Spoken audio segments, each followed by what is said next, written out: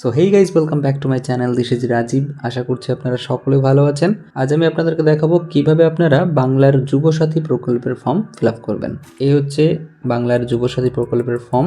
আমি আপনাদেরকে দেখাচ্ছি কি করবেন। সবার প্রথমে আপনারা ফর্মটা নেওয়ার পর এখানে আপনারা একটা রঙিন ছবি বসাবেন এবং অবশ্যই সিগনেচার করবেন, আপনার সই করবেন। ফর্ম ফিল আপের সময় অবশ্যই আপনাকে ইংরেজি বড় হাতের অক্ষরে কিন্তু ফর্মটা ফিল আপ করতে হবে। তো সবার প্রথমে যেটা এখানে পাবেন আপনারা, সেটা হচ্ছে দুয়ারে সরকার রেজিস্ট্রেশন নম্বর। যেদিন দুয়ারে সরকার হবে সেদিন আপনাকে এখানে একটা নাম্বার দেখবেন যে ফর্ম দেওয়ার সময় দিয়ে দেওয়া হবে।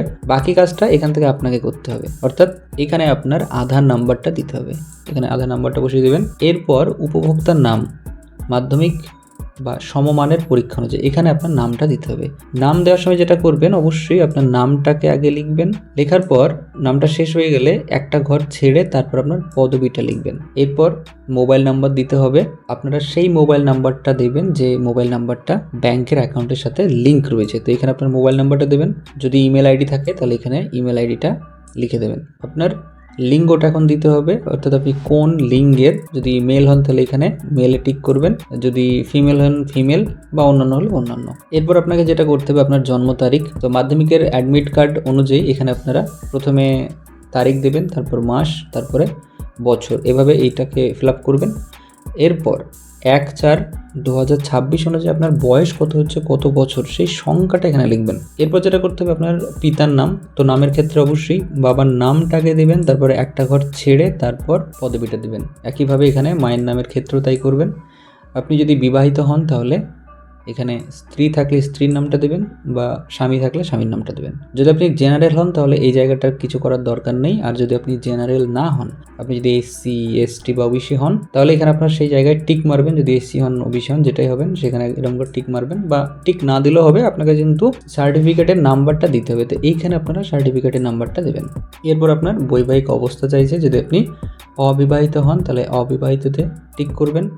যদি আপনি বিধবা বা বিপত্নিক হন তাহলে এখানে ম্যারিড হলে ম্যারিড, বা সেপারেট হলে সেপারেট। তো যেটাই হবেন সেখানে আপনারা এখানে টিক করবেন, যেটাই হবেন এক কথা। এরপর আপনাকে যেটা করতে হবে, কন্ট্যাক্ট ডিটেলস দিতে হবে। সবার প্রথমে আপনার বাড়ির নম্বর। এই বাড়ির নম্বরটা পেয়ে যাবেন ভোটার লিস্টে, সেখান থেকে দেখে বাড়ির নম্বরটা দেবেন।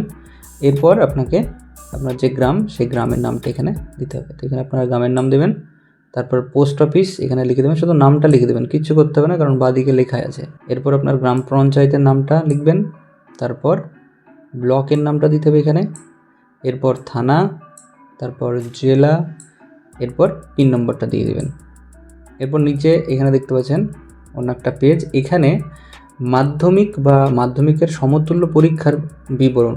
দেখবেন মাধ্যমিকের যে অ্যাডমিট কার্ড আছে সেখানে রোল বলে একটা সংখ্যা থাকবে, তো সেই রোলটা এখানে লিখে দেবেন। এরপর নম্বর বলে যে সংখ্যাটা থাকবে সেই সংখ্যাটা এখানে লিখবেন, এবং যে বছর আপনি মাধ্যমিক দিচ্ছেন সেই ইয়ারটা দেবেন। দেখবেন অ্যাডমিট কার্ডেই ওই সালটা দেওয়া থাকবে, সেটা দেবেন।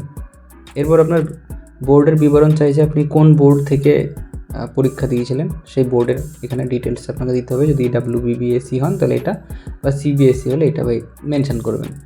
এরপর আপনার সর্বোচ্চ শিক্ষাগত যোগ্যতা দিতে হবে। আপনি সর্বোচ্চ কতদূর পর্যন্ত পড়াশোনা করেছেন, যদি মাধ্যমিক হন মাধ্যমিক, বা HS, BA, MA যেটাই হবে সেটা আপনার এখানে লিখে দেবেন। তারপর আপনার বর্তমান পেশা, আপনি কী করছেন সেটা এখানে লিখবেন। তো এখানে আপনারা লিখতে পারেন আনএমপ্লয়েড, আপনি যে বেকার সেটা এখানে লিখে দেবেন।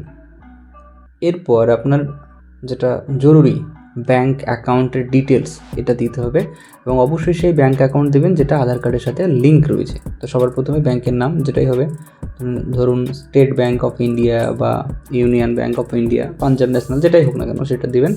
এরপর ব্যাংকের যে শাখা, সেই শাখার নামটা দিতে হবে এখানে। ব্যাংকের অ্যাকাউন্ট নাম্বারটা এখানে দেবেন, খুব যত্ন করে লিখবেন। এরপর দেখবেন যে এই অ্যাকাউন্টের কাছে একটা IFSC কোড বলে কোড আছে, এই কোডটাই আপনার এখানে বসিয়ে দেবেন।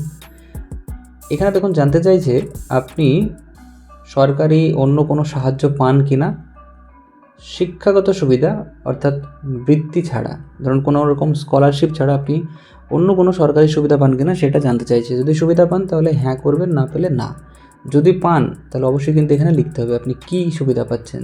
যেমন ধরুন কৃষক বন্ধু বা লক্ষ্মী ভাণ্ডার, যাই হোক না কেন এটা কিন্তু আপনাকে লিখতে হবে, আর না হলে না করবেন। তো এখানে ম্যাক্সিমাম যেহেতু বেকাররা নাই করবে হিসাব মতো, তো যাই হোক, যেটাই আপনার দরকার হবে সেটা করবেন। এরপর এখানে যে জিনিসগুলো আপনাকে দিতে হবে সেই ডিটেলসটা বলছে।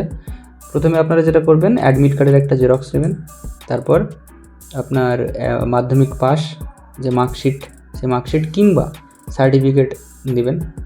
তারপর হচ্ছে আপনারা আধার কার্ডের একটা জেরক্স করবেন, ভোটের ছবির একটা জেরক্স লাগবে, ব্যাংকের পাসবইয়ের প্রথম পাতা জেরক্স কিংবা বাতিল চেকের জেরক্স লাগবে।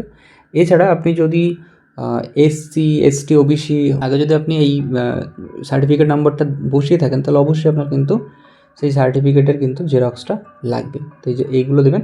এবং এখানে একটা বিষয় মাথায় রাখবেন, আর স্বপ্রত্যয়িত প্রতিলিপি বলেছে, মানে আপনাকে সেলফ অ্যাটেস্টেড করতে হবে। আপনারা যেটা করবেন, নিচের দিকে প্রত্যেকটা জেরক্সের নিচে লিখবেন সেলফ অ্যাটেস্টেড এবং তার নিচে সই করবেন আপনার নিজের সই। এরপর দেখতে পাচ্ছেন এখানে সেলফ ডিক্লারেশন আছে, স্বঘোষণা, যে আপনি এত দ্বারা ঘোষণা করছেন পশ্চিমবঙ্গের স্থায়ী বাসিন্দা, এবং আপনি অন্য কোনো ভাতা পাচ্ছেন না, এইসব বিষয়গুলো লেখা আছে। যাই হোক, এখানে আপনাকে যেটা করতে হবে, তারিখ দিতে হবে। আপনি যে তারিখে ফর্মটা ফিল আপ করছেন সেই তারিখটা দেবেন। এরপর এখানে আপনার সই করে দেবেন।